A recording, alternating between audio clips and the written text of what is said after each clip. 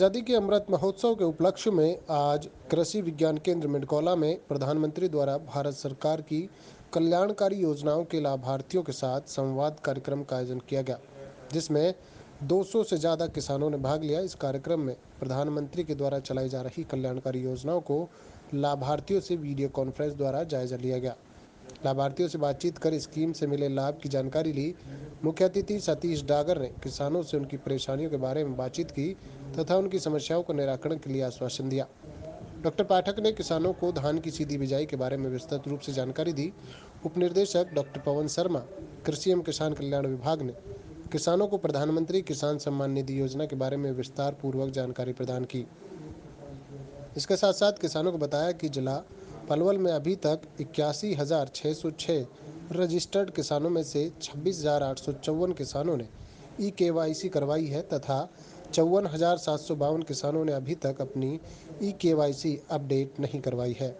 इसके कारण उनका डाटा पोर्टल पर सत्यापित नहीं हो पा रहा है।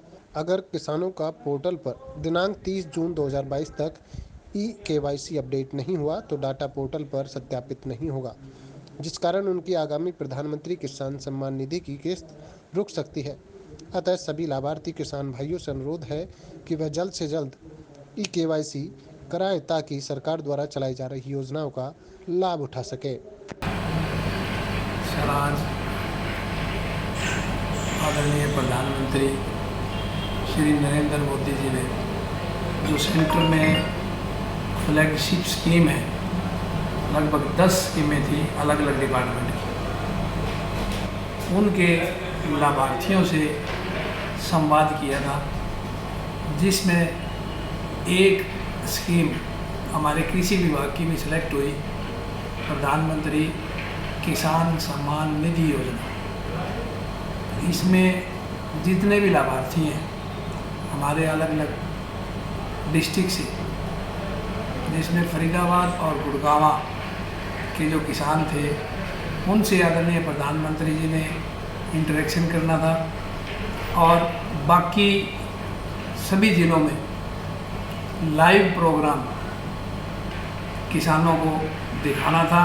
और इसी कड़ी में आज आदरणीय प्रधानमंत्री जी द्वारा 11वीं पीएम किसान सम्मान निधि की किस्त डायरेक्ट डीबीटी के माध्यम से किसानों के खाते में हस्तांतरित की गई। सर, जिला पलवल में आधार बेस्ड लिंक में 21,605 किसान सेलेक्ट हुए हैं, जिनमें से 26,504 किसानों ने ई-केवाईसी के अंतर्गत सारे डॉक्यूमेंट्स पोर्टल पे अपलोड कर रखे हैं, जिन खातों में पैसा आ चुका, और बाकी 51,000 के आसपास ऐसे किसान हैं हमारे ज़िला पलवल में, लगभग 67% के आसपास बनते हैं, जिन्होंने अभी अपना ई-केवाईसी अपडेट नहीं कराया। तो इसमें सेंट्रल गवर्नमेंट ने 30 जून तक की डेट दी है ताकि सभी किसान इसमें अपने अकाउंट को अपडेट करवा लें, जिससे उनके खाते में 11वीं किसान सम्मान निधि की किस्त चली जाए। प्रधानमंत्री किसान सम्मान निधि योजना 24 फरवरी 2019 को आदरणीय प्रधानमंत्री जी ने गोरखपुर से लॉन्च की थी। उस दिन सभी किसानों के खाते में 2-2 हज़ार रुपये, यानी कि साल में 3 किस्त 6,000 रुपये किसान के खाते में जाएंगे। आदरणीय प्रधानमंत्री जी की ये सोच है कि कम से कम बिजाई और शुरुआती जो दौर होता है किसान का, उसमें किसान को इस पैसे से हेल्प मिल जाए। जैसे आपको पता है कि आदरणीय प्रधानमंत्री जी ने किसान सम्मान निधि योजना जो लागू की है, तो ये एक बहुत बड़ा स्टेप है।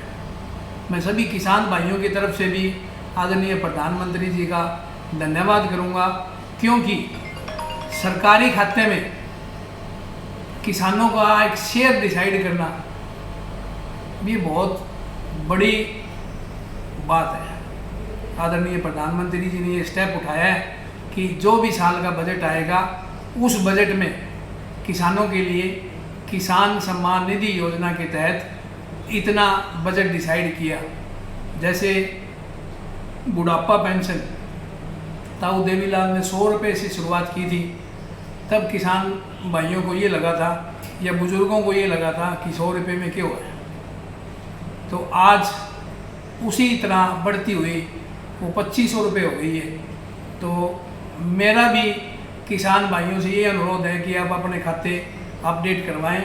आने वाले टाइम में 6000 से किस्त बढ़ के ही मिलेगी, चाहे वो 2 साल में बढ़े चाहे 4 साल में बढ़े। कृषि विज्ञान केंद्र मिंडकोला में जो हमारे चीफ गेस्ट थे सतीश डागर जी, उन्होंने भी किसानों से संवाद स्थापित किया।